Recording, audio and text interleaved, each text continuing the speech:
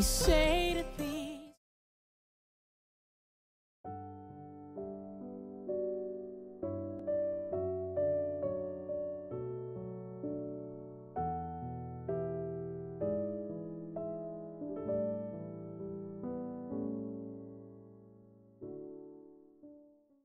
9월 22일 금요일입니다. 내면 질서와 영적 성장 6번째 시간입니다. 오늘은 황금세장에 갇힌 인생이란 제목입니다. 한 조직의 리더로서 나는 초반에 이사회나 당회의 역할을 인정하지 못했다. 나는 기본적으로 당회란 리더에게 장애물 코스 같은 것이라는 시각을 가지고 있었다. 당회원들은 나를 힘들게 하려고 존재하며 나는 내 생각이 다 옳으니 그들의 승인을 받아 마땅함을 납득시키기 위해 존재한다고 생각했다. 조직의 무지함에 동의하다 보면 리더십을 충분히 누리지 못할 가능성이 있다. 그러다 어느 날 밤 한 모임에서 나는 나 자신과 내가 일하는 조직에 관해 무언가를 배웠다. 우리 사역자들이 새롭게 시작하고자 하는 주요 사역의 계획에 관한 나의 최종 발표를 듣기 위해 교회의 당회가 한자리에 모였다. 당회가 그 계획을 승인한다는 것은 예산을 늘리고 새로운 사역자를 한두 명 뽑고 교회 사역의 우선순위를 바꾼다는 의미였다. 1시간여 동안 나는 유인물과 도표를 나누어주고 화이트보드에 써가며 그 제안의 계획을 설명했다. 내가 가진 소중하고도 영향력 있는 자산을 다 동원하여 온갖 매력을 발산했다. 발표를 마치자 질문들이 쏟아졌다. 상당한 질문들, 실제로 너무 많은 질문들이었다. 어떤 질문들은 나를 방어적으로 만들었고 자신감을 무너뜨렸다. 어떤 질문들은 적대적으로 보였다. 대체 나를 지지해줄 질문들은 어디에 있는 거지? 그러고 나서 내 제안에 대한 표결이 다가왔고 당회는 그 안을 부결했다.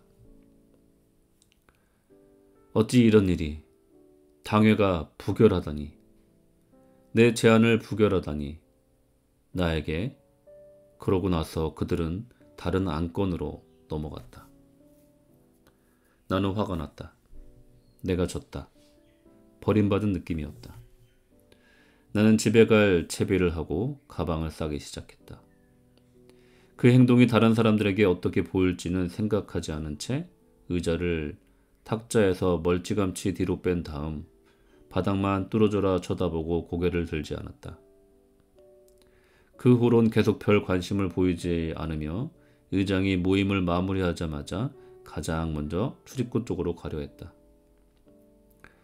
나중에 내 가장 친한 친구가 된 한 사람만 없었다면 그렇게 했을 것이다. 엘은 나보다 먼저 문 앞에 와 있었다. 엘이 나보다 덩치가 훨씬 컸기 때문에 나를 쉽게 구석으로 몰고 갔다. 그가 하는 말을 아무도 들을 수 없는 곳이었다. 엘이 말했다. 이번 회의에서 목사님이 보이신 행동은 정말 세련되지 않았습니다. 목사님은 저격을 했는데 관역을 빗나갔습니다. 당회원들은 목사님의 의견을 받아들이지 않았지요. 저도 이번 건은 거절당할 만했다고 생각합니다. 목사님은 준비가 미흡했고 저들은 그 사실을 알았으니까요. 엘은 계속해서 이렇게 말했다. 목사님이 원하는 것들을 그들이 모두 승인하기를 바라신다면 그것은 괜찮습니다. 그러나 일이 뜻대로 되지 않으면 혼자서 결과를 다 감수하셔야 할 겁니다. 당회가 목사님의 성공을 돕기 위해 존재한다는 것을 깨달으신다면 그렇게까지 낙심하실 필요는 없을 것입니다. 그리고 그 말은 때로 그들이 목사님께 거부 의사를 표할 수도 있다는 뜻이지요. 엘이 그날 밤 내게 한 말은 자기 안에 쫓겨다니는 증상이 조금이라도 있는 사람은 모두 귀 기울여 할 말이다. 그는 내 태도는 나무랄 만큼 통찰력이 있었다. 그리고 그것은 그 이후 리더로서의 내 삶에 영향을 미쳤다. 엘은 내가 거절을 인정하는 법을 배워야 한다고 말하고 있었다. 나보다 더 나은 생각을 하는 이들이 내게 진실을 말할 때 감사하는 법을 배워야 한다고 말하고 있었다. 엘은 내가 이겨야만 한다는 생각에서 나를 구해 주었다. 자기의 생각대로 하는 것이 좋은 결정, 아니 하나님의 뜻을 아는 것보다 더 중요하다고 생각하는 방식에서 나를 구해 주었다. 쫓겨다니는 사람은 굉장히 선한 일들을 한다. 쫓겨다니는 사람의 욕구가 너무 지나쳐 불행한 결과가 초래되기도 하지만 그들이 반드시 나쁜 사람들인 것은 아니다. 사실상 쫓겨다니는 사람들은 가끔 지대한 공헌을 하기도 한다.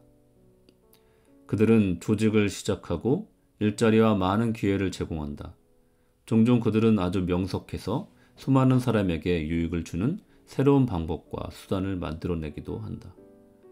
그러나 어쨌건 그들은 쫓겨다니고 있기에 과연 그들이 스스로 해치지 않고도 그런 속도를 계속 유지할 수 있을지는 의심스럽다. 나는 그날 밤 내가 지독한 리더가 될 정도로 쫓겨다니고 있었음을 깨닫고 집으로 돌아왔다.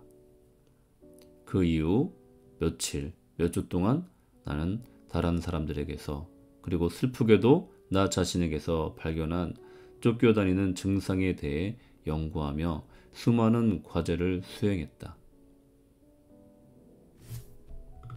쫓겨다니는 사람의 특징 첫 번째, 쫓겨다니는 사람은 오직 무엇인가를 성취했을 때에만 만족감을 느낀다. 그리고 일시적으로만 만족감을 느낀다. 내가 이룬 이 모든 일들을 봐.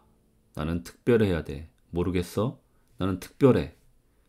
성장 과정의 어떤 지점에서 쫓겨다니는 사람은 자신과 자신의 세계에 대해 좋은 기분을 느낄 수 있는 유일한 길은 오직 어마어마한 성취 목록을 만들어 내는 것뿐이라고 결론 짓는다.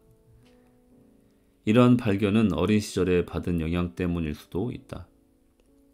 어린 시절 부모나 영향력 있는 사람으로부터 무언가를 제대로 끝냈을 때에만 칭찬이나 인정을 받았을 것이다. 어떤 임무를 완수하기 전에는 전혀 가치를 인정받지 못한 채 오직 성취를 통해서만 사랑과 용납을 받을 수 있었을 것이다. 불행히도 쫓겨다니는 상태에 있을 때에는 성과 목록이 아무리 길어도 충분하지 않다. 그 목록은 최대한 길어야 하며 좀 더 인상적이어야 한다. 쫓겨다니는 사람은 분명 사람들은 아버지를 포함하여 내가 얼마나 해낼 수 있느냐를 보고 나를 좋아할 거야 라고 추론한다. 손녀가 실내 축구를 하는 경기장 입구에 서 있다가 목격한 장면이다. 9살도 안 돼서 보이는 남자아이가 아빠를 보고 아빠, 제가 한 골 넣었어요, 아빠 하고 흥분해서 소리쳤다. 그런데 그 아버지는 그래, 그런데 너는 2번이나 찬스를 놓쳤잖아 하고 대답하는 것이었다. 이 대화를 떠올리면서 나는 그 아버지가 아들에게 인생과 인생의 가치는 오로지 성취에 달려 있다고 주의시키는 것 같다는 생각이 들었다. 너는 한 골을 넣었구나.